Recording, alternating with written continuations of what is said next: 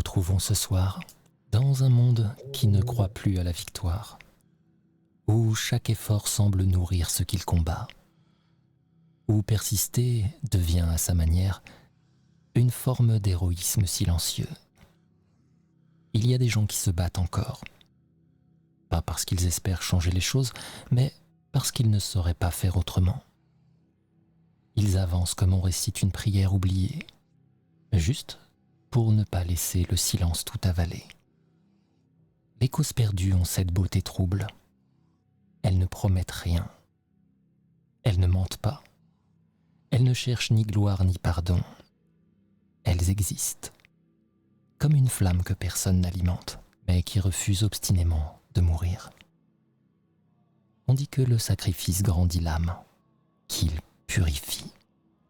Mais c'est faux. Il épuise. Il use. Il creuse dans les chairs le genre de vide qu'aucune lumière ne comble. Pourtant, il y a dans ce renoncement quelque chose de vrai, une forme d'amour fatigué qu'on offre sans attendre qu'il nous soit rendu. Les trous béants qu'on laisse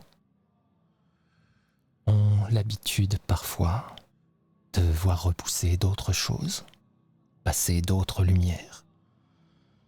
Et peut-être que c'est ça, au fond, ce qui nous sauve de disparaître complètement. Pas la foi, pas la victoire, non, mais la fidélité à ce qu'on est, à ce qu'on croyait avoir perdu.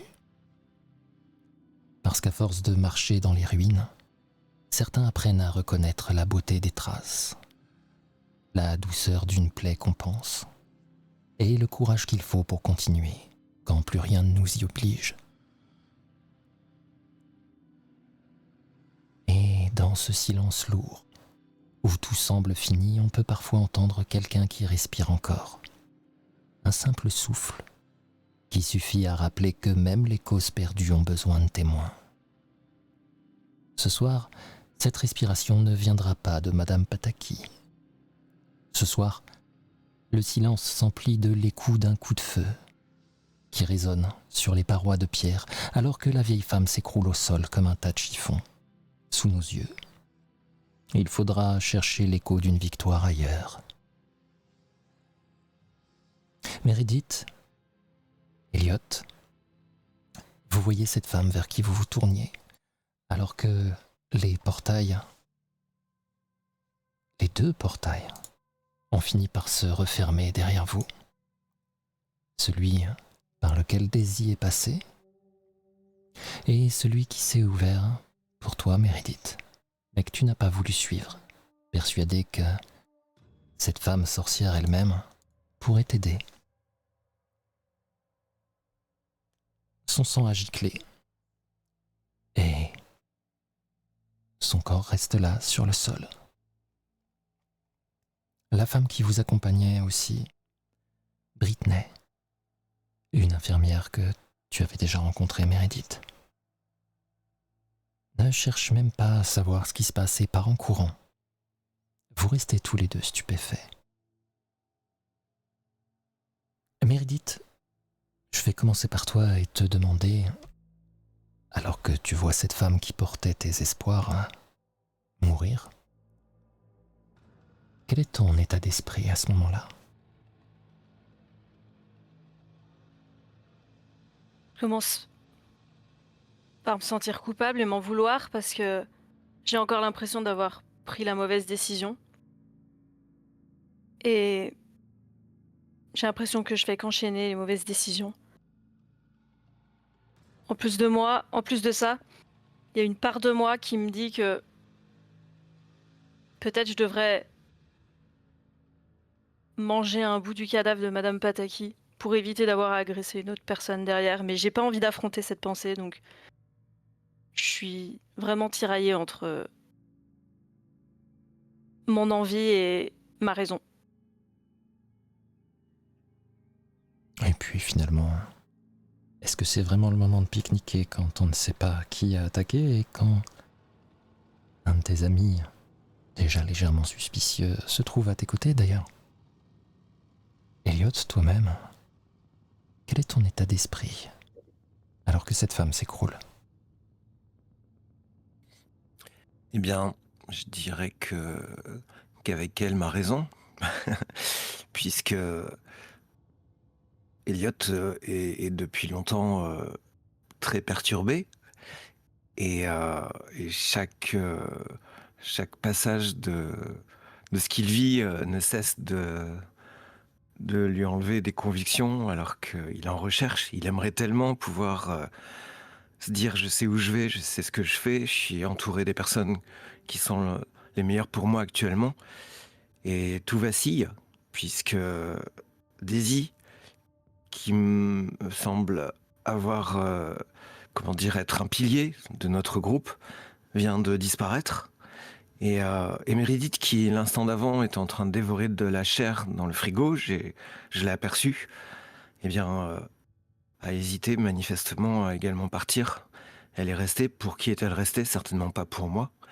Et, euh, et puis surtout, voilà ce qui vient de se produire. Cette dame qui nous a accueillis, qui était un îlot de stabilité, qui vient de s'effondrer, la tête réduite en bouillie. La peur m'assaille. Il faut que je me mette en sécurité. Mais comment? Sur qui je peux compter? Il y a Cookie pas loin, mais c'est qu'un chien après tout. Et donc, je tremble et je suis fébrile.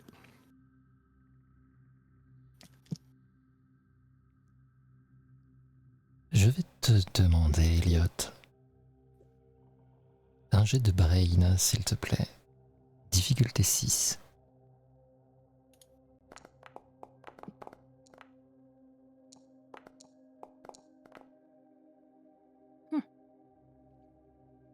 Apparemment, te sentir perdre tes repères aide tes méninges à mieux fonctionner.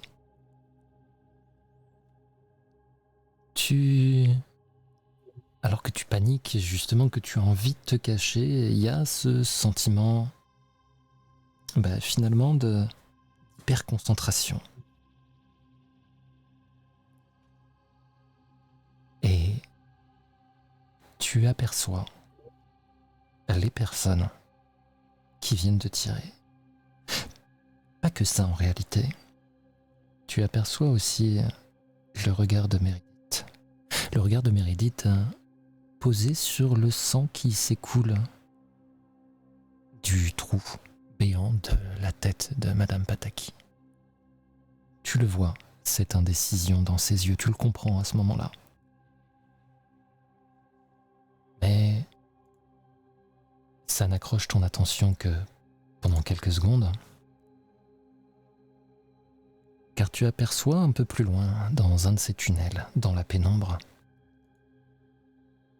3 silhouettes. Une des 3 est trop loin pour que tu voies clairement comment elle est. Mais tu en aperçois 2 autres. Un homme, habillé avec une combinaison étrange. T'arrives pas trop à voir ce que c'est. Et une femme, celle qui tient le revolver. Elle a une sorte de scaphandre étrange. Tu sais pas si c'est du plastique ou quoi, c'est l'impression que ça t'en donne.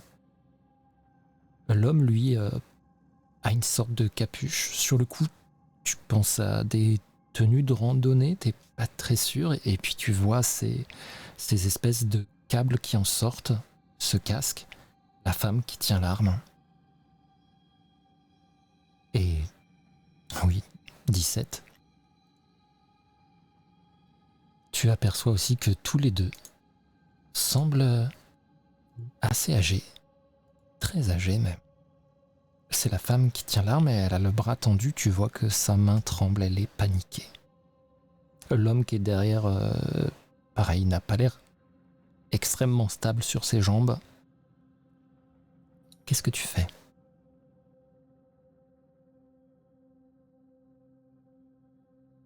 Je les montre à Meredith. Je crie Meredith et je montre. Je mets un petit temps pour reprendre un peu mes esprits. Ah, Elliot, vas-y, faut qu'on parte là. Je le tire en arrière. Mais... je sais pas, y a pas d'issue, hein. C'est un labyrinthe de tunnels ici. Des issues, il y en a sans doute. Mais de toute façon, au moment où tu veux partir, déjà je te demandais, Elliot, est-ce que tu comptes suivre? Est-ce que tu vas fuir devant ces deux personnes âgées qui semblent traumatisées plus qu'autre chose? L'arme est toujours pointée en direction du coup de feu qui a eu lieu. Elle est toujours pointée, mais c'est plus vraiment une position figée de par le choc en réalité qu'une menace, tu le vois clairement. Tu vas même, alors que Meredith te dit ça et que tu es en train d'hésiter un moment, le vieux qui est à côté va... tu sais, il est un peu courbé, comme une personne âgée qui a des problèmes de dos, et il passe doucement sa main sous le bras tendu de sa comparse, et tu vois qu'il est penché et qu'il est en train de lui parler tout doucement. Vous pouvez pas entendre ce qu'il dit à cette distance. Mais tu le vois, il a l'air d'essayer de la calmer en fait.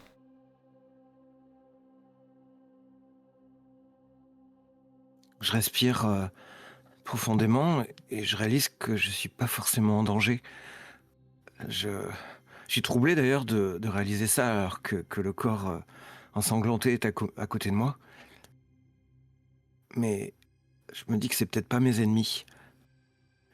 J'interroge Meredith du regard, comme pour lui signifier que j'hésite, quoi. Il faut peut-être qu'on leur parle. Meredith, tu vas percevoir ces nuances. Hein. Là, Ok. maintenant qu'il te les a montrées, tu perçois tout à fait ces nuances-là. Tu vois aussi qu'il y a une troisième silhouette qui est un peu plus loin. À toi de voir.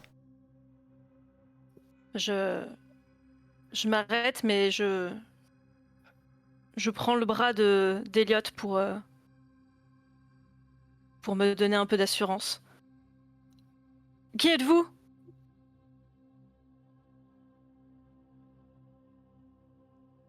Au début, ils répondent pas.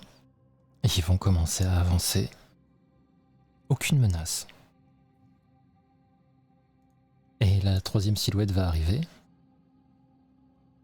Pareil, elle porte un équipement assez étrange. C'est pas une espèce de casque qui ne couvre pas complètement sa tête. C'est une femme âgée aussi. Elle a les cheveux blancs. Elle porte d'étranges lunettes colorées. Et elle va dépasser ses compagnons et s'approcher de vous. Elle ne dit rien. Et elle va sortir de son dos un appareil.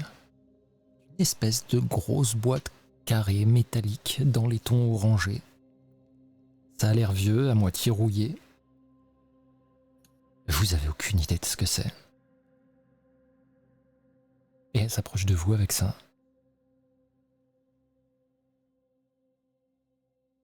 Qu'est-ce que vous nous voulez? Et qu'est-ce que c'est? Pourquoi vous avez tué nos amis? Je dois mesurer. Faites silence, s'il vous plaît. Mesurez quoi? Les probabilités.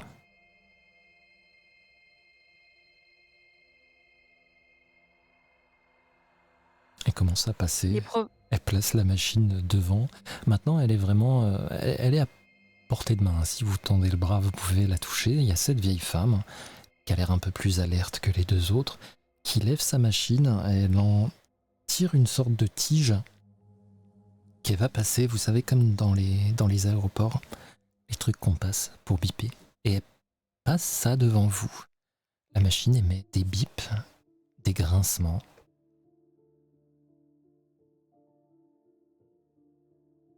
Est-ce que vous nous voulez du mal?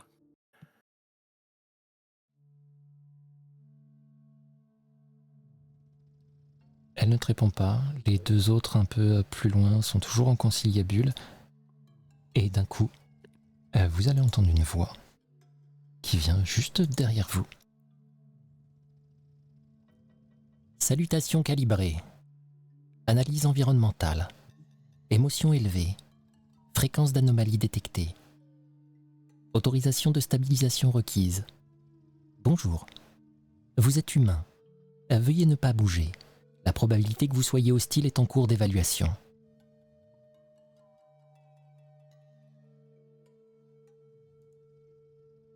Vous Non, moi allez je vous sursaute retourner, en entendant cette évidemment. voix. Derrière vous se tient un individu qui semble porter une sorte d'équipement paramilitaire. Vous en avez vu suffisamment pour reconnaître ce style. Et il tient un fusil qui a l'air assez conséquent. Ce qui vous choque le plus, c'est sa tête. Vous savez pas si c'est un casque ou quoi, mais c'est complètement métallique. Et ça représente un renard.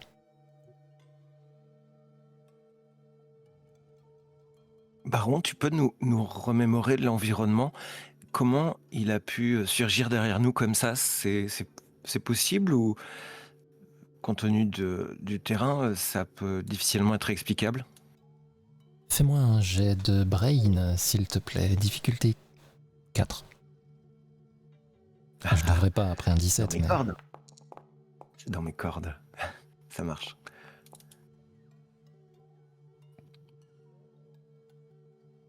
Vu le chemin que vous avez fait pour arriver à Wilsden, tout cet endroit qui est extrêmement isolé, la ville au-dessus qui est complètement folle, pourquoi pas? Mais ça te semble pas être des Pac-Man ou des gens qui travailleraient pour Chronos? Vu que tu les as tous vus, Eh oui. tu sais pas comment ils ont pu arriver là. Alors, est-ce qu'ils vivent en dessous? Est-ce que ils sont arrivés par un moyen X ou Y? Je rappelle que toi-même, finalement, tu as déjà voyagé de façon étrange. Oui, pour le moins. L'individu qui vient de parler, il pourrait être humain ou il n'y a aucune chance? Tu penses pas. Là, de ce que tu en vois, à la façon dont il parle, ça te paraît très peu probable. Merci.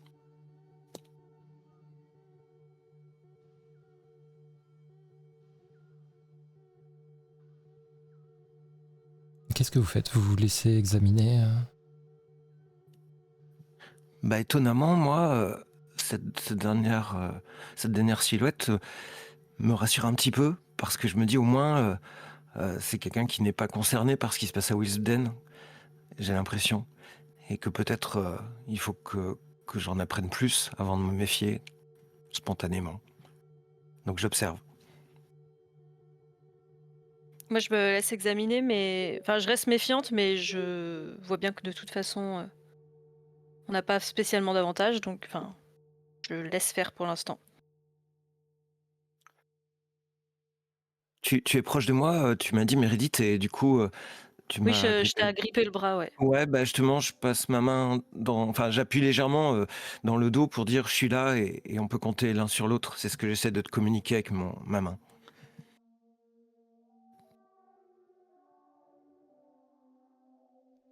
Non, mais on peut savoir ce que vous analysez quand même, parce que nous aussi on aimerait savoir si vous êtes hostile. C'est toujours le renard qui vous répond. Aucune autre hostilité nécessaire, pour le moment. Veuillez attendre. Veuillez attendre, mais vous venez d'abattre la personne qui nous accueillait. Pour quelle raison? Protocole standard. Mes camarades ont jugé nécessaire de réduire l'hostilité de cette personne.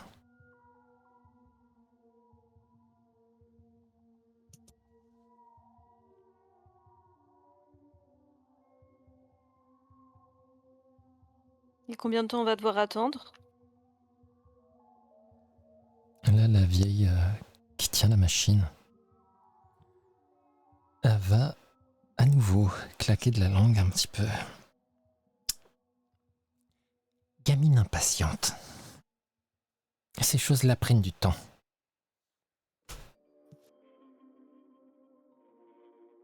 Je suis pas impatiente, je veux juste avoir quelques réponses. Vous vous doutez bien que c'est un peu Étrange comme situation, non?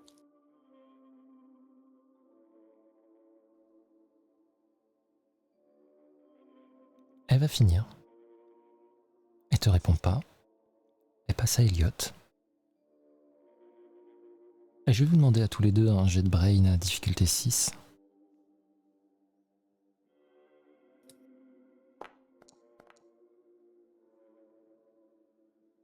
Alors, j'aurais dû Elliot, essayer le brain parce qu'il ne Elliot a marche pas. tout donné. Oui. Alors attends, je vais lancer le D20. Oui, lance le dé. Tu as la petite boîte pour ça. Mais c'est une blague, ça marche pas même dans le chat. Ah, ça c'est bizarre. Actualise peut-être. Ah. Elliot, toi de ton côté, tu regardes un petit peu ce qu'elle est en train de faire. Tu n'y comprends rien à cette machine, ça t'intrigue, mais tu es aussi perturbé par cette espèce de renard robotique qui est juste derrière toi, toujours, hein, qui se déplace un petit peu sur le côté et qui a l'air lourdement armé aussi. Ah ouais. Eh ben dis donc, ça valait le coup de réactualiser. Ouais, je crois. Lilith, toi tu étais très attentive sur cette machine, tu veux comprendre qu'est-ce que c'est que ça, les probabilités, c'est ce qu'elle a dit, mais les probabilités de quoi? Tu vas pas saisir exactement, mais de ce que tu as vu depuis que tous ces événements ont pu commencer, tu en retires quelques points. Tu sais que qui mesure quelque chose qui a un rapport avec les énergies qui coulent en vous et avec vos pouvoirs, principalement. Tu vas voir aussi quand la mesure commence sur Elliot. Vous n'avez pas du tout les mêmes relevés, mais alors vraiment l'opposé, Elliot et toi.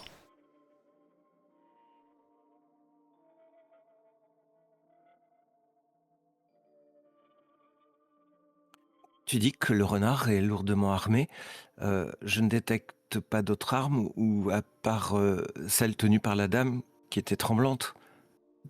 Oui, dans leur combinaison qu'ils ont après, effectivement, il y aurait la place de cacher une arme un peu équivalente à celle qu'elle a, une arme de poing, rien de très lourd.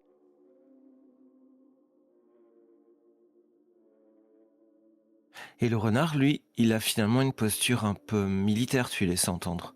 Complètement. Ok. La vieille fait se relever. Elle va tourner la tête vers le renard. Osric, leurs relevés sont curieux. Nous devrions peut-être les extraire d'ici.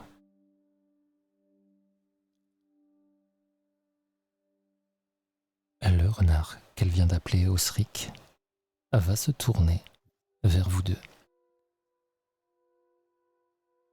Pouvez-vous nous donner la situation de cet univers? Pardon? Pouvez-vous nous donner la situation de cet univers? Qu'est-ce que vous entendez par situation? Qu'est-ce que ça veut dire? Oh. Il va se tourner vers la vieille.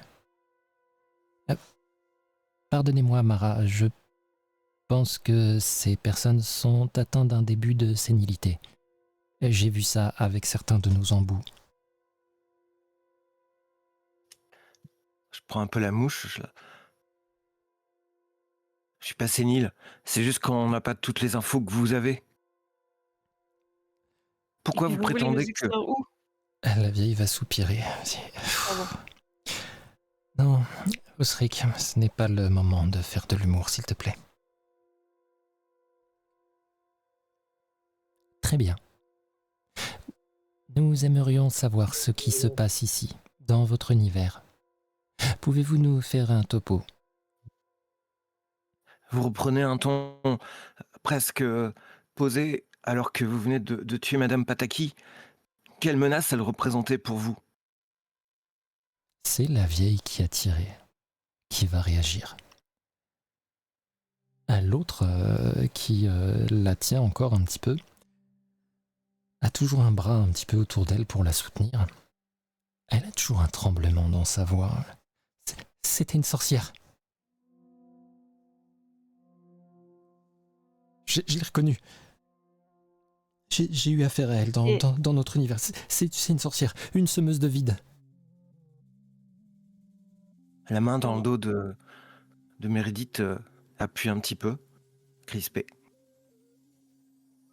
Moi, je me tends complètement. Et comment ça, dans votre univers? Veuillez pardonner mes camarades. Il est vrai que les semeuses de vide sont un problème. Mais, et il va se tourner vers les 3 anciens qui sont là, les choses peuvent varier d'un univers à l'autre.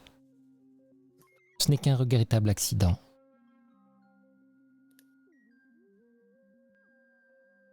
Les semeuses de vide?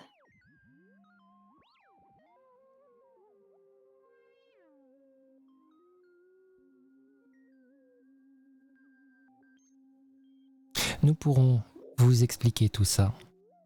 Pour le moment, il semble que ce lieu soit soumis à beaucoup d'anomalies. Si vous ne pouvez nous donner une clarification sur la situation de votre univers, nous ferions mieux de partir. La ville de Willesden a explosé. Qu'est-ce que je peux vous dire d'autre? Je réfléchis parce que j'ai pas envie de donner non plus trop d'informations, même si en même temps, je me rends bien compte qu'ils en ont déjà pas mal. Je regarde Elliot aussi. Clarification.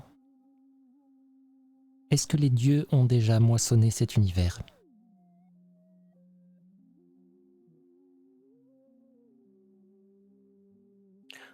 Je ne comprends pas ce que vous dites. En revanche, je peux vous dire qu'il y a plein de personnes innocentes qui ont perdu la vie et qui n'ont pas décidé de ce qui est en train de se produire, du mal qui rôde en ces lieux.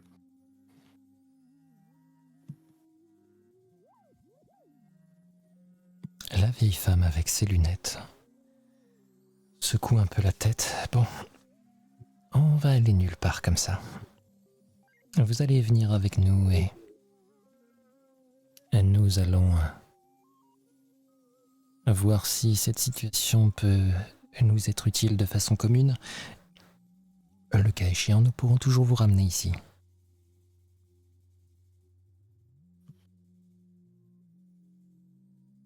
Qu'est-ce que t'en penses, Meredith? Je parle à voix basse. Je sais pas si on a trop le choix de toute façon. Daisy, elle est clairement plus là, donc je sais que on la retrouvera pas plus ici qu'ailleurs. Elle nous a abandonnés. Moi, je pense qu'il faut aller avec eux. Ouais. Je pense pas qu'ils sont complètement impliqués de ce qui se passe ici. On peut peut-être mieux comprendre ce qui va se passer en allant avec eux, ou ce qui s'est passé. En tout cas, on n'a rien à perdre, je vais te dire. Vu Je votre relève âge, la tête et la probabilité que vous surviviez ici est une anomalité statistique. Et là, vous comprenez pour le coup que, peut-être parce que c'est un robot, il a complètement entendu tout ce que vous venez de dire. je suis pas une anomalie. Vous allez pas nous enfermer ou nous faire du mal? Enfin, j'imagine bien que vous nous le diriez pas si c'était le cas, mais... Réponse correcte. Ce serait très contre-productif que de vous le dire. Vous pouvez toujours essayer de partir. Statistiquement, vous n'avez aucune chance. Poétiquement parlant, c'est une raison suffisante d'essayer.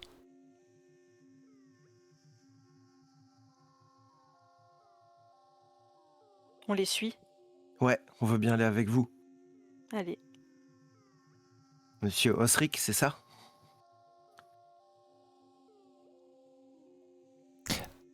Osric.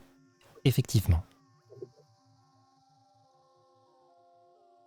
Je regarde la dame âgée qui nous a sondés. Moi, je m'appelle Elliot.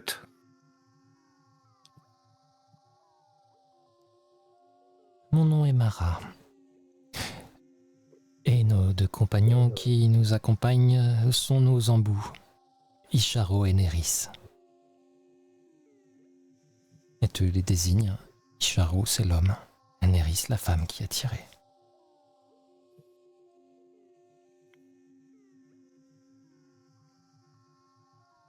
Ils vont commencer à s'éloigner. Ils n'ont pas l'air de regarder si vous suivez, à part Osric qui reste derrière vous. Et il se montre pas spécialement hostile ou quoi que ce soit. C'est quoi un embout? J'avoue, je me posais la question. Un embout est ce qu'il nous faut pour pouvoir passer d'un univers à l'autre. C'est un outil.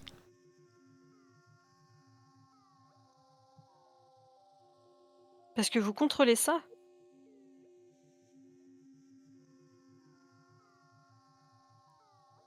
Tu vas voir qu'il s'avance. Vous vous éloignez du corps de Madame Pataki. Il rentre dans une caverne. C'est un cul-de-sac.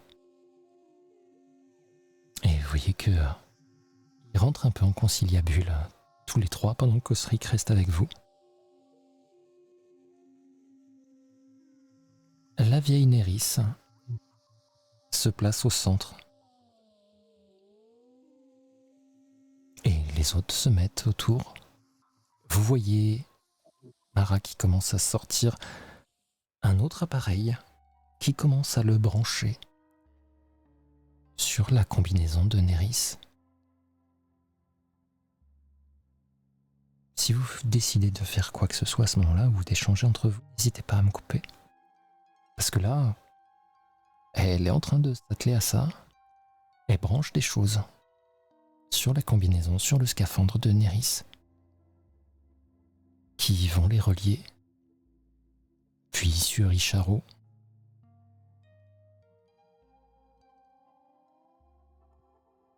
Je vais juste quand même regarder Elliot et lui dire tout bas, on se quitte pas absolument, hein. On reste ensemble. Tu vois que j'hoche la tête. J'acquiesce.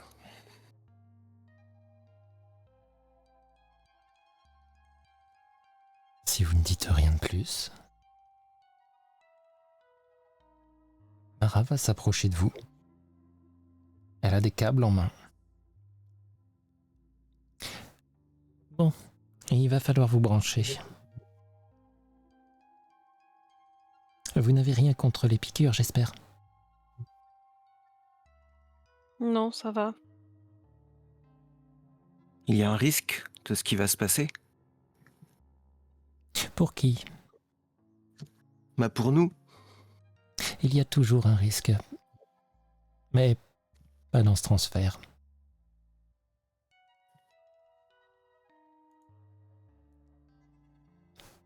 Nous allons rejoindre le raccord. Elle attrape vos mains. Et effectivement, elle va enfoncer. Ça ressemble à une aiguille, hein, mais c'est juste relié à un câble qui va vers la combinaison de cette femme Néris.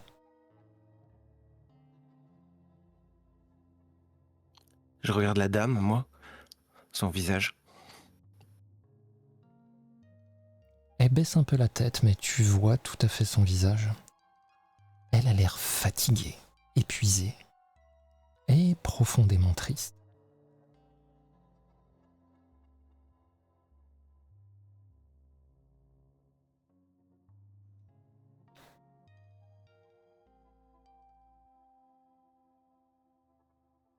Si vous ne dites rien de plus, Je vais quand même à son visage lui parler, puisque j'ai son nom. Je dis, Néris, vous voulez bien ce qui est en train de se passer, vous l'acceptez? je vais te demander un jet de charme, difficulté 6.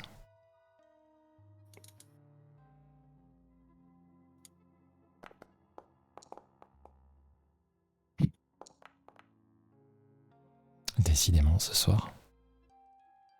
Incroyable. Elle lève les yeux vers toi et elle va te dire: c'est mon devoir. Il faut des embouts pour traverser. Le sacrifice est nécessaire.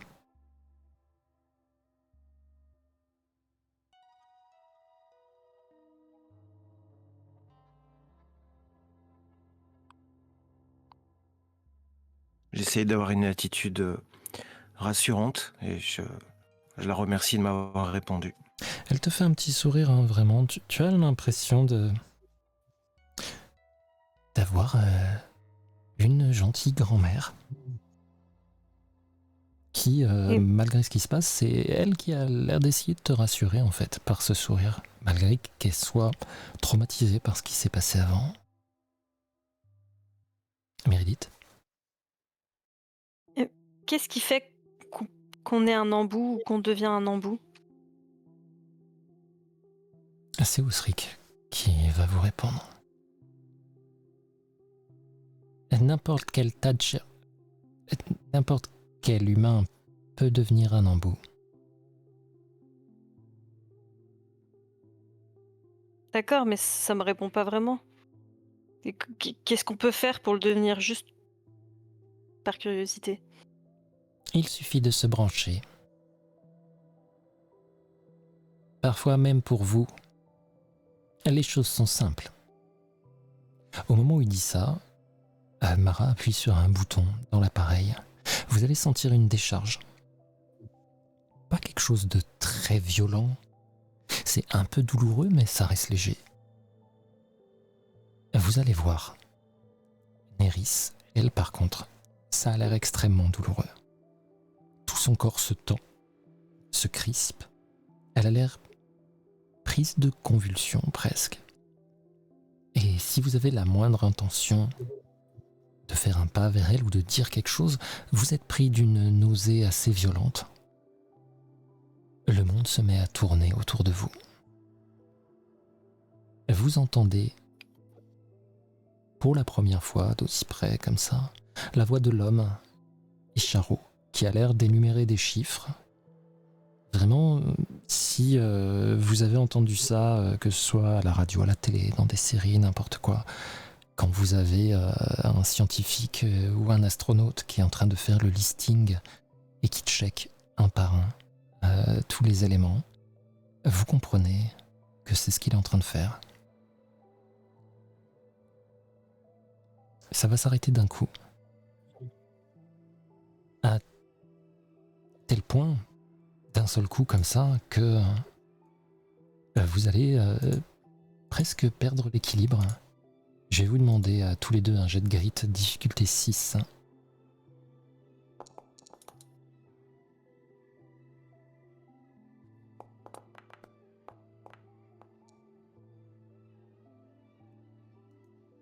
Est-ce que vous voulez utiliser des tokens ou pas?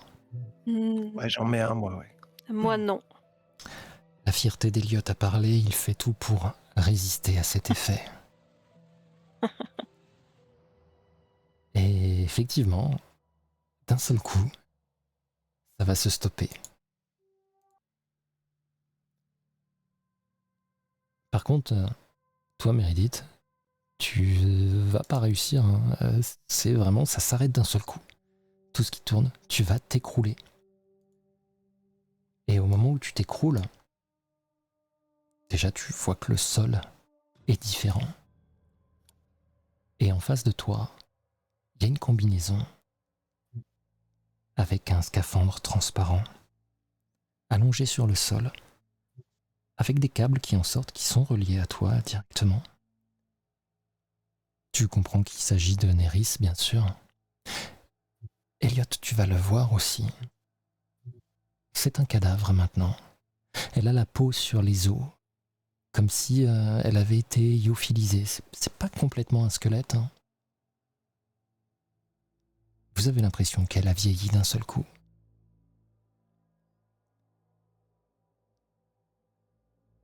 Autour de vous, Ouais. vous avez l'impression d'être dans une déchetterie, à perte de vue, des gravats, des déchets, et un peu plus loin, d'étranges tours, avec des dômes au-dessus et des antennes.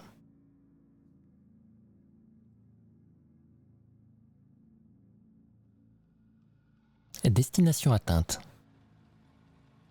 Fin du protocole de transfert. Mais qu'est-ce qui est arrivé à Néris? Mara est en train de débrancher. Elle a été utilisée. Elle a rempli son devoir. C'est comme ça à chaque fois qu'on devient un embout? Nous sommes tous de potentiels embouts. Quel âge me donneriez-vous?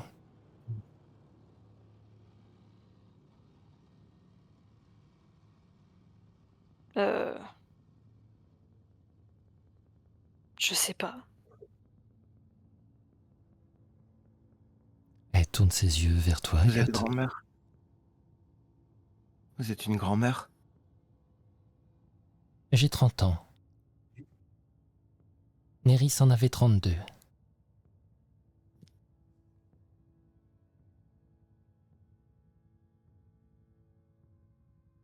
C'est les voyages dans les dimensions qui vous font vieillir comme ça?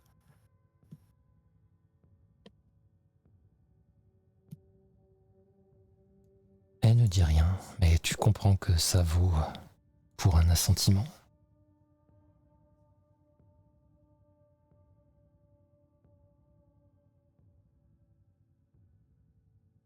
Moi, je Là, peux pas m'empêcher d'avoir vas-y, les vas-y. yeux qui sont portés sur Néris, pardon. Je t'en prie. Non, vas-y, je t'en prie.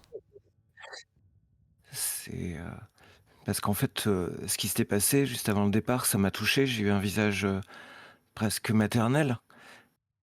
Et qu'elle soit sacrifiée comme ça, je me sens vraiment perturbé, en fait.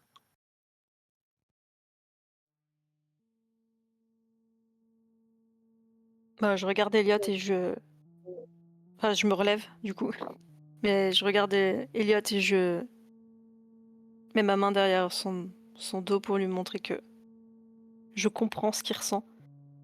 Parce que moi-même, ça me perturbe. Alors que Je tu te fais ça, regarde parce que vas-y, ouais, vas-y. et je te regarde avec remerciement. Je parle pas, mais clairement, j'essaye de t'envoyer le fait qu'on est tous les deux et que c'est important. Ouais. Alors que tu as posé ta main, Meredith, tu vas remarquer que tu es un peu blessé. Quand tu es tombé, tu t'es blessé. Tu as le bras qui saigne. Et la vieille Mara débranche un peu tout ce qu'il y a de branché sur ce qui reste de Néris. Tandis que Isharo commence à retirer la combinaison. Vous comprenez qu'ils vont récupérer tout ce qu'ils peuvent récupérer. Osric est toujours à côté de vous. Et il tourne sa tête de renard vers toi, Meredith. Vous saignez. C'est toujours rassurant. Ça veut dire qu'on peut encore effectuer une maintenance. C'est rassurant que je saigne. Je vais te demander un jet de brain, s'il te plaît. Difficulté 6. Tu vas entendre Mara soupirer à nouveau. Tu comprends que cet étrange robot a un humour bien particulier et que c'est exactement ce qu'il est en train de faire. C'est pour lui l'équivalent d'une bonne blague.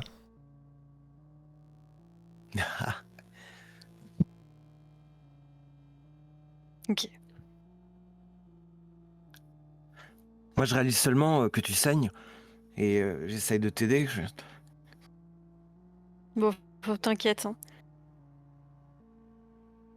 Ça va? T'as pas trop mal? Non. On a vu pire. Regarde mon Ouais, c'est visage. vrai. C'est vrai.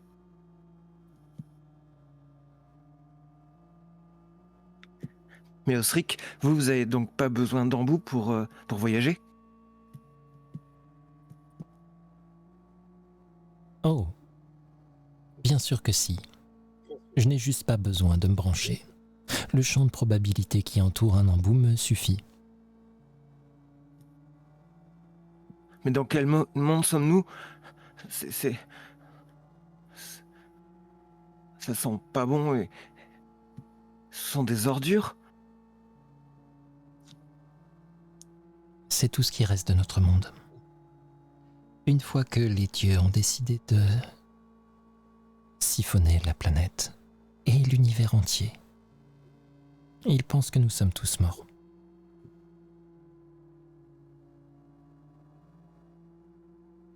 Oui, pourquoi nous faire venir dans cet univers-là? C'était quand même un peu mieux là où on était. Non, car ici, ils ne nous cherchent Genre, pas. Ah, il pense qu'il n'y a plus de survivants. Elle te fourre dans les mains un peu de force le casque de feu Néris. Et nous avons un peu de marche avant d'arriver. Bienvenue au raccord, tout ce qui reste de notre univers.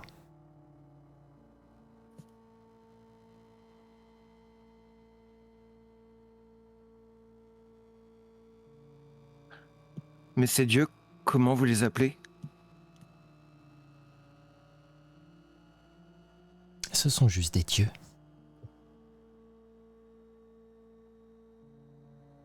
Un triangle. Un triangle inversé. Ça vous parle peut-être ?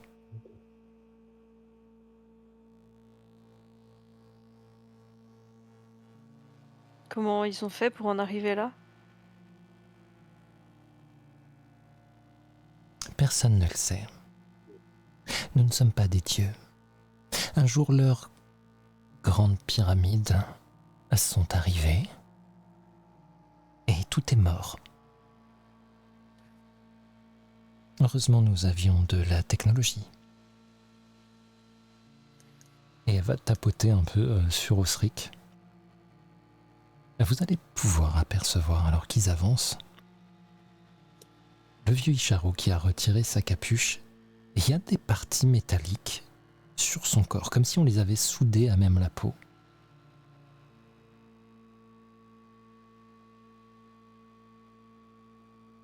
Il commence à avancer.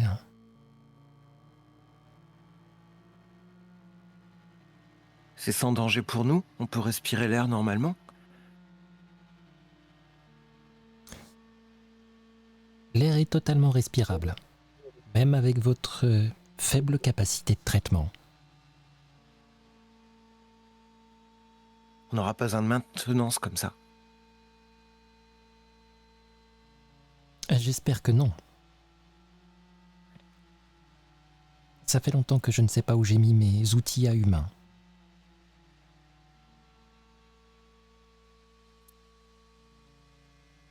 Vous savez pourquoi vous avez une tête de renard?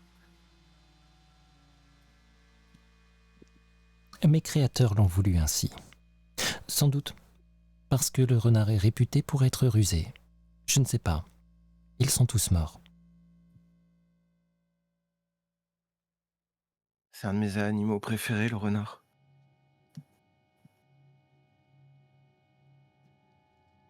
Dois-je m'inquiéter d'une forme de mécanophilie ?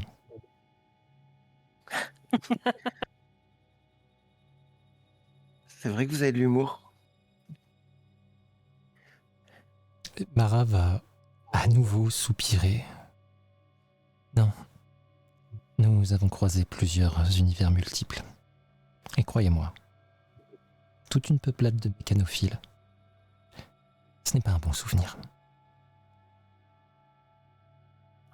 Je regarde Meredith, ça existe vraiment. Je sais pas, mais ça me fait un peu rire quand même. Vous habitez dans ces tours? La tour 37. Nous y serons dans 2 heures. Il y a des choses à manger? S'il y en avait pas, nous serions tous morts. C'était une façon de vous demander lesquelles? Vous n'avez pas envie de savoir.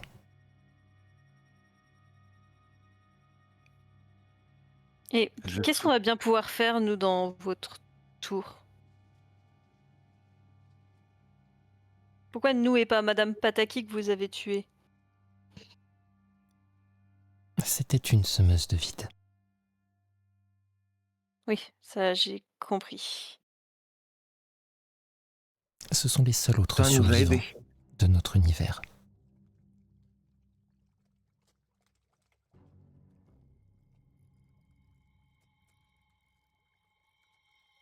De toute façon, vous nous avez dit que vous nous renverrez auprès de nos amis. J'espère que vous tiendrez parole. Si c'est ce que vous voulez ensuite, c'est ce que nous ferons. Même si cela aura un coût, bien sûr. Elle te fait un petit signe de tête vers le casque que tu as encore dans les mains. Classe. Isharo s'occupera de vous ramener.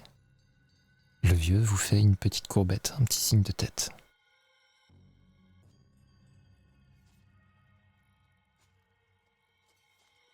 Et vous comprenez que vous allez siphonner la vie de ce vieil homme pour repartir et que c'est totalement accepté ici.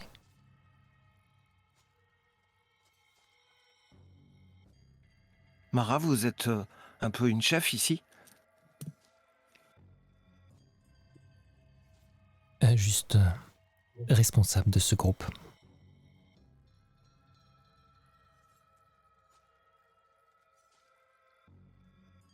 Et il n'y a pas de risque que les dieux s'aperçoivent qu'il y a des gens vivants ici? Et pour le moment, nous en sommes sortis jusque-là. Et nous nous méfions bien plus des semeuses de vide.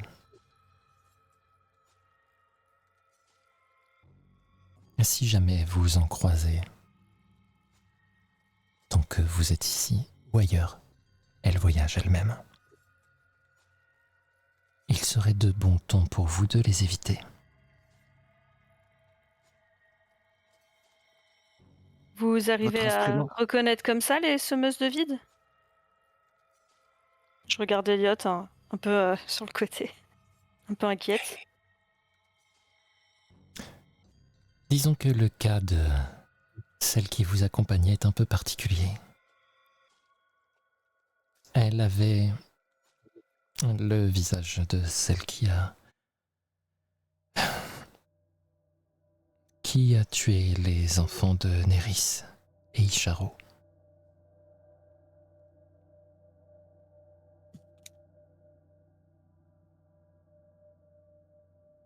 D'accord.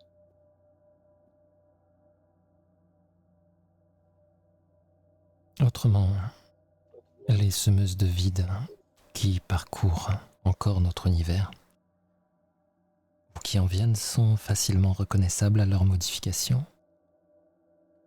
La plupart préconisent les modifications au niveau de la mâchoire. C'est une sorte de hobby pour elles.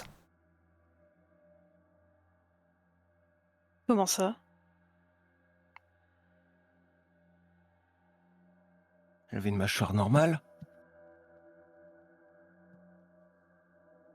Oui, comme je vous l'ai dit, concours de circonstances. Osric, le renard va s'approcher. Aurais-tu l'obligeance de montrer une image d'une semeuse de vide, s'il te plaît? Il va lever son bras. Et il y a une ouverture qui se fait dans la mécanique. Vous voyez vraiment sa coulisse. Et il y a une image qui va se former, une sorte d'hologramme. Waouh, c'est génial!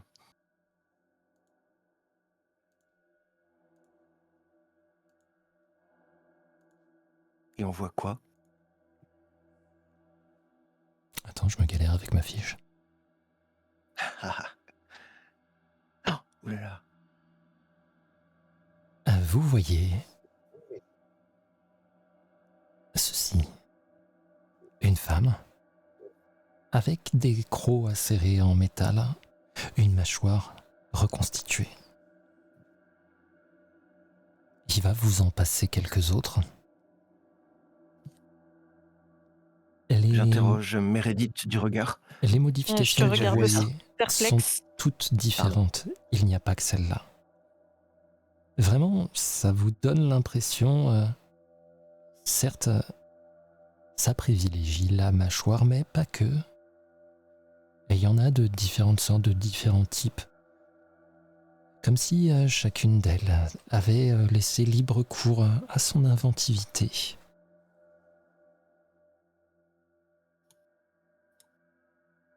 Pourquoi elles font ça? Pour mieux dévorer, j'imagine. Nous ne savons pas trop. La communication est compliquée. Et il ne reste plus grand monde dans cet univers pour survivre, à part quelques-uns des nôtres, quelques-unes des leurs. Et elles cherchent ardemment quelque chose. Nous ne savons pas exactement quoi. Nous faisons des relevés de probabilité. Nous étudions les champs quantiques dans les univers. Et quand nous sentons quelque chose, nous nous y rendons à grand prix, comme vous l'avez vu. Mais vous venez de nous dire que c'est peut-être une erreur, Madame Pataki?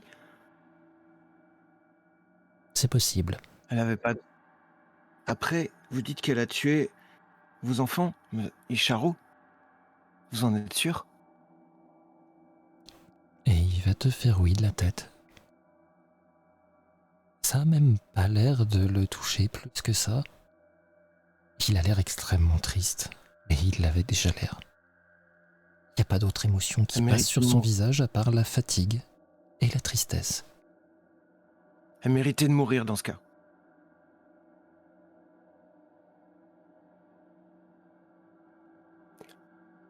Mais, Mara, vous avez utilisé un appareil pour, je crois, savoir qui nous étions. Ça dit quoi me concernant? Ce n'est pas comme ça que ça marche, jeune homme, ce sont juste des relevés. Nous voyons à quelle sorte d'énergie vous êtes relié.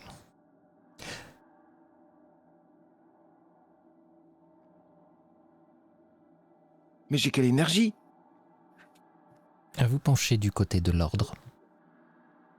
Votre ami fait un signe vers toi, Meredith. Penche du côté de l'énergie du chaos.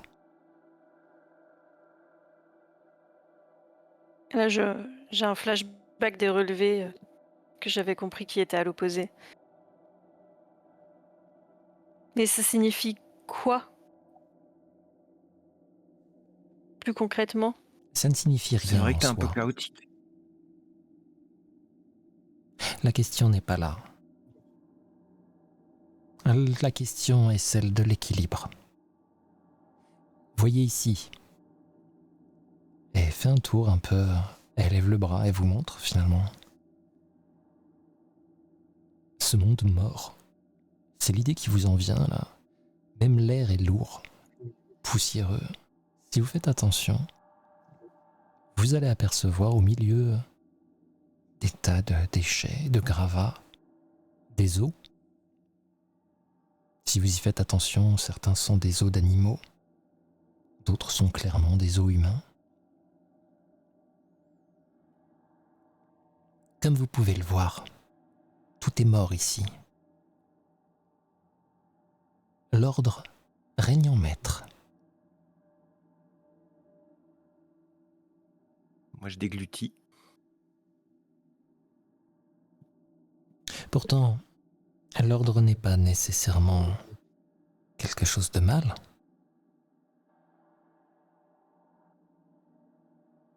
Mais quand l'équilibre est perdu, c'est un problème.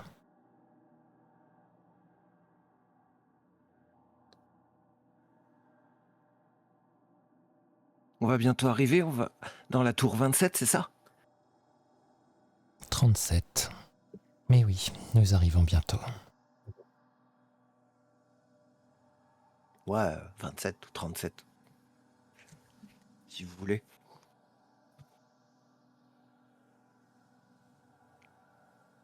Tu saignes plus, Meredith? Ça s'est calmé, ça s'est calmé.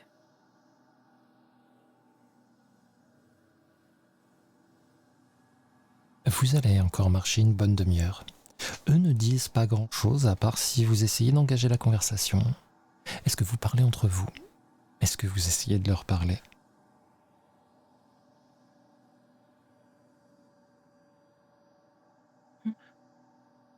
Bah, moi, je parlais peut-être à Meredith à un moment donné, à voix basse, sachant que le renard peut nous entendre manifestement. Dire, qu'est-ce que t'en penses? Bah, disons que j'ai hâte qu'on rentre, quoi. J'ai hâte, j'ai hâte qu'on change d'endroit. Moi, ce que j'apprécie, bien sûr, c'est pas bien ici, mais tu te rends compte, ils ont des réponses à tout. Ils mesurent l'énergie, l'équilibre et tout. Pour la première fois, je tombe sur des gens qui savent ce qu'ils font. C'est dingue. C'est vrai. Tu crois Je sais que pas si Madame, ça me rassure ou si ça m'angoisse, mais c'est vrai que pour une fois, on a des réponses. tu crois que Madame Pataki, elle a vraiment tué des enfants, toi?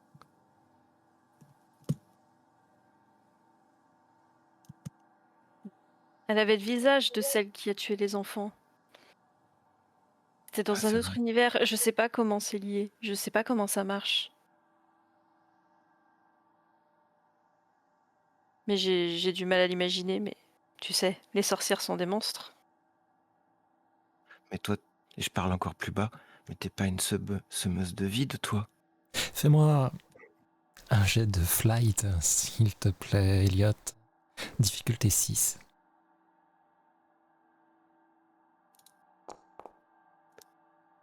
Ouais, j'ai un peu raté.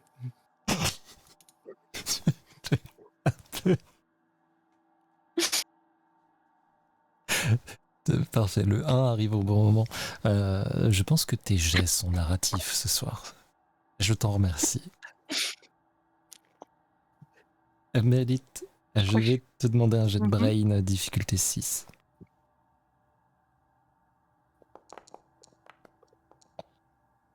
Tu vas le capter. Osric, le renard, a imperceptiblement tourné la tête dans votre direction. Au moment où Elliot a dit ça, il l'a vraiment dit tout bas. Hein. Mais tu es persuadé qu'il a été entendu. Même s'il n'a pas l'air de dire quoi que ce soit.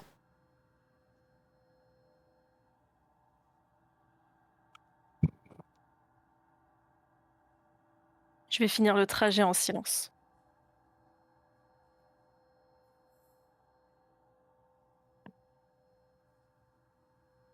Elliot, toi aussi tu finis le trajet en silence?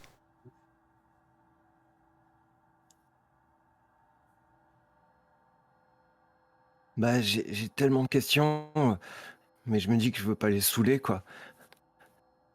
Mais ouais, je vais attendre, je vais observer.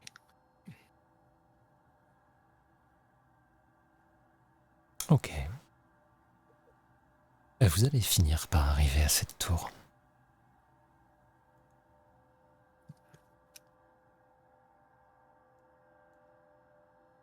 Vous allez passer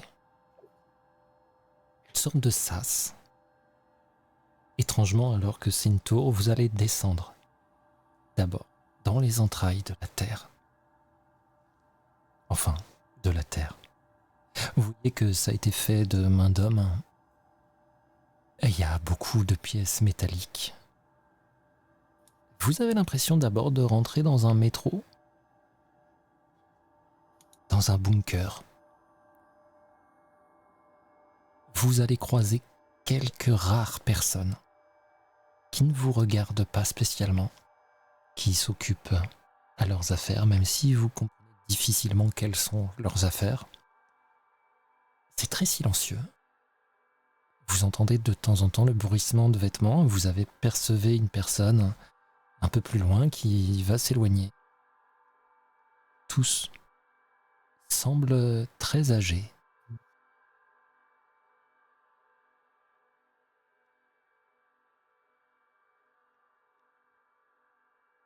Ils ont l'air, même s'ils sont âgés, ils ont l'air en bonne santé. Tout est relatif, mais ils n'ont pas l'air malades particulièrement ou mal en point, si ce n'est du fait de leur âge. et de la fatigue.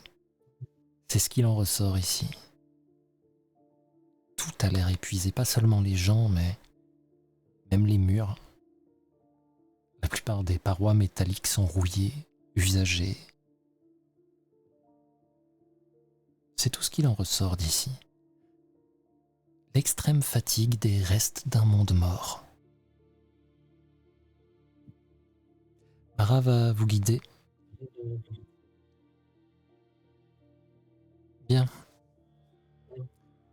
Si vous voulez bien attendre ici, et elle va vous faire rentrer dans une pièce.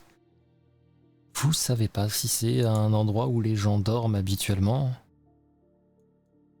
ou si c'est un squat. C'est vraiment littéralement l'équivalent d'une cave pour vous.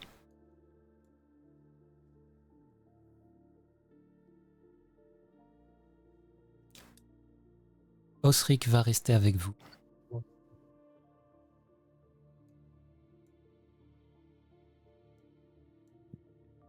Elle s'en va. Isharu vous fait un petit signe de tête, une petite courbette, et il va la suivre. La porte se referme derrière vous.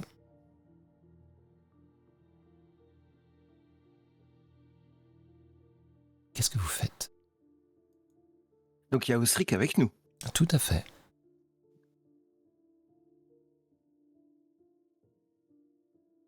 Osric, vous êtes chargé de nous escorter? À vous surveiller et vous éliminer si besoin. C'est encore une blague? Il penche un peu la tête sur le côté. Oui. Une blague. Comment vous... D'où vient votre énergie pour la lumière? L'énergie pour la lumière. Veuillez préciser.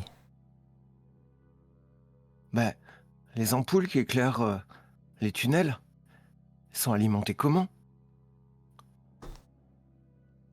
Générateur. Et ils fonctionnent avec quoi? Cela dépend. Énergie solaire. Essence.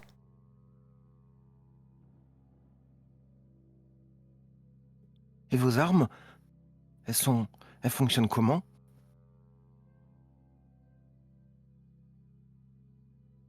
Il va te montrer l'arme. C'est un fusil. Assez classique. Il lève un pan, il a une espèce d'écharpe un petit peu, il va enlever un pan qui tombait sur ses vêtements. Il y a une ceinture de munitions qui se trouve là. Des magazines remplis de balles.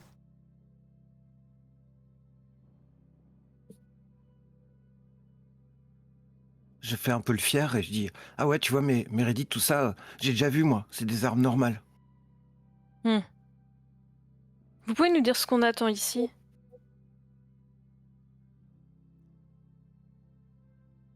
Nous attendons les conditions pour que les autres embouts puissent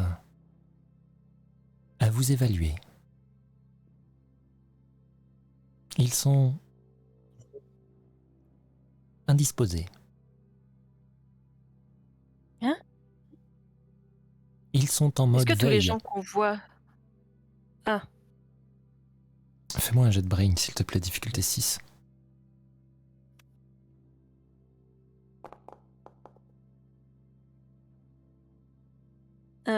je mets 2 tokens. Très bien. Tu as compris que ce n'étaient que des vieilles personnes. Il essaye de le dire différemment, mais là, ils sont tous en train de faire la sieste.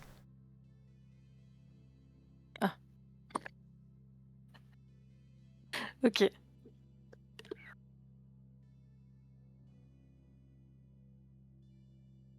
Et ça va servir à quoi que tous les embouts nous évaluent? Nous avons peu de spécialistes, chacun ont leur spécialité. Nous devons réfléchir aux possibilités que les semeuses de vide aient un intérêt à vous trouver, ou non.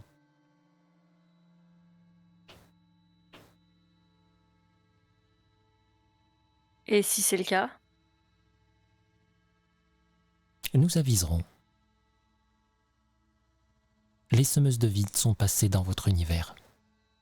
C'est qu'elles cherchaient quelque chose.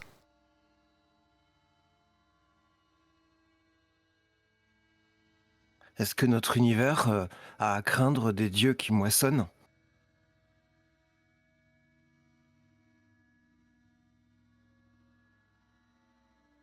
Aucune information sur ce sujet. Vous êtes les seuls à pouvoir savoir. Connaissez-vous des dieux?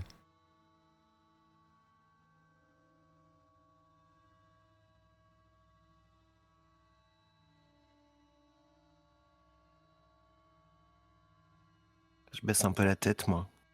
Ouais, moi, je regarde Elliot, mais je Temps vois de qu'il baisse la réponse tête. anormalement lent. Vous connaissez des dieux. Sa tête va se tourner vers toi, Meredith. Quel est votre rapport avec les semeuses de vide? Je... Pourquoi cette question? Je commence à avoir le cœur qui bat rapidement. Votre camarade, l'unité appelée Elliot, a mentionné quelque chose à ce sujet. Mais je me réjouissais que ce soit pas une semeuse de vide. Vous foutez la merde. Alors qu'est-ce qu'elle est? Il charge son fusil. C'est mon amie, je compte sur elle. Comme beaucoup d'enfants dans notre univers, j'ai développé un pouvoir, voilà. Il lève Je me son place un arme peu vers devant toi. Meredith.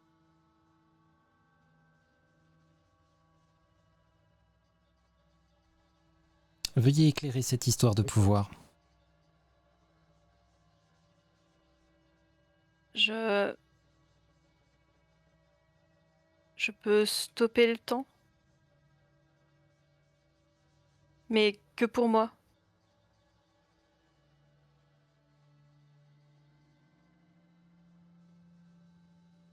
Que pour vous. Mais oui.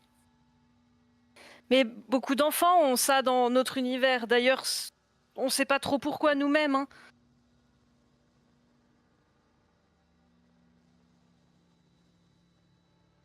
Mon Et- amie, elle le fait pour le bien. Ça montre qu'elle a une conscience et qu'elle respecte ce qui est juste.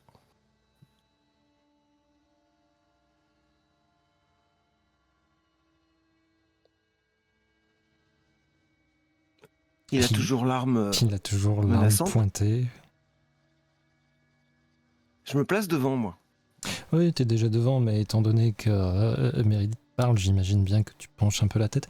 Le canon de l'arme se déplace vraiment en direction de ta tête, Elliot. Ah. Tu vois, Je il y le a de vois, ça. la lumière derrière son masque. Oui, bien sûr, mais pour l'instant, vraiment, c'est juste qu'il vous tient en joue. C'était tourné vers toi, mais là, Elliot se met devant toi, donc évidemment que tu vois.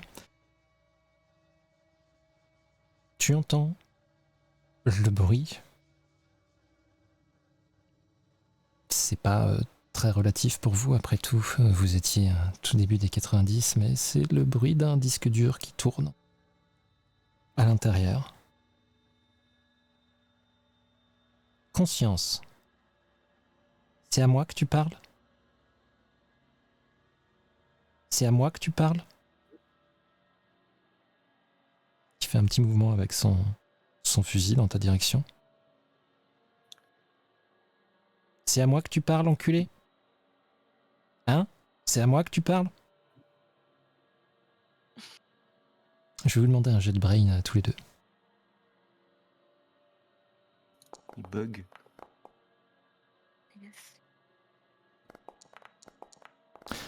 Difficulté 6 en restant classique. Est-ce que tu mets un token, Elliot? Non. Très bien. Pour toi, il est vraiment en train de bugger.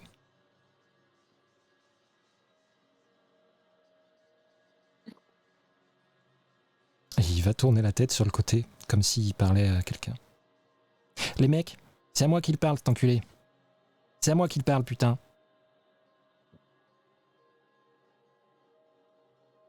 Il y a un blanc. Il ne se passe rien. Qu'est-ce que vous faites?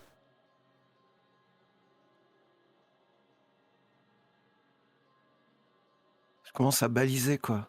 Je me dis, mais il serait capable de tirer. Est-ce qu'on attend là, Elliot, ou est-ce qu'on essaye de changer de pièce Mais on est enfermé, de ce que j'ai compris. Et d'un coup, il baisse son arme. Vous, les Thatcher, vous n'avez aucun humour et aucune référence.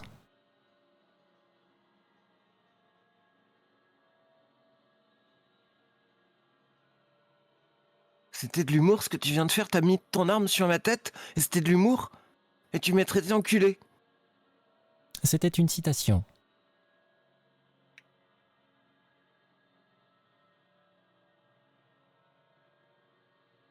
Bah ton humour il est pourri, laisse-moi te le dire.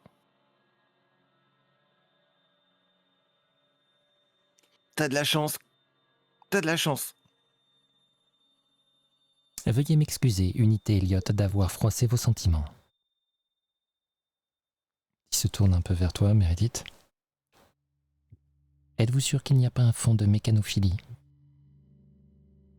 Ah, ça je peux pas vous le dire.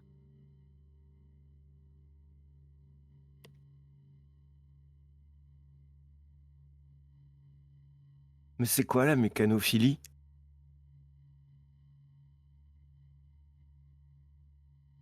C'est quand on aime bien les robots? Quand on les aime plus que bien, Elliot.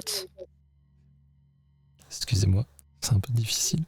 Répondre aux questions d'Elliot est un peu difficile.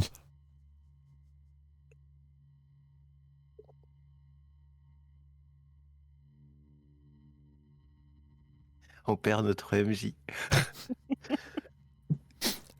Bref, je sais pas pourquoi je me suis lancé là-dedans.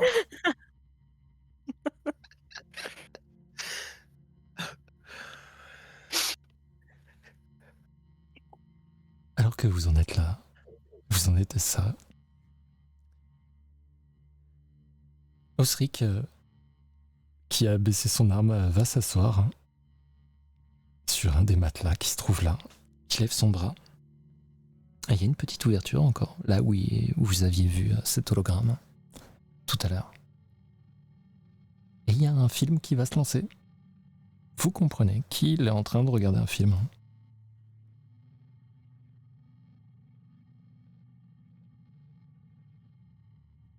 On reconnaît le film? Fais-moi un jet de brain, s'il te plaît. Difficulté 7. Ah, ok. Tu ne reconnais pas du tout le film, c'est raccord.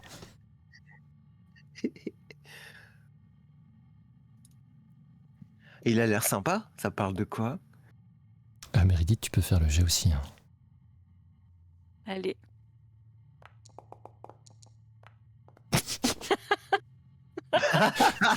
Deux 1 vraiment, vous êtes des champions. Alors, on a un petit anachronisme, mais c'est pas grave. Est-ce que vous vous asseyez pour regarder ce film que vous ne connaissez pas? Ah bah ouais, moi c'est pour une fois qu'on va passer un moment sympa, je m'assois volontiers sur le matelas, ouais. Je vérifie qu'il est pas très sale. Oh, il est Vu que dégueulasse. je vois qu'Elliot fait ça, je suis le mouvement, mais... Il est complètement dégueulasse. Vous allez donc regarder un film avec Osric qui vous diffuse ce film. C'est un film dont vous allez devoir suivre les sous-titres. C'est un film français en noir et blanc.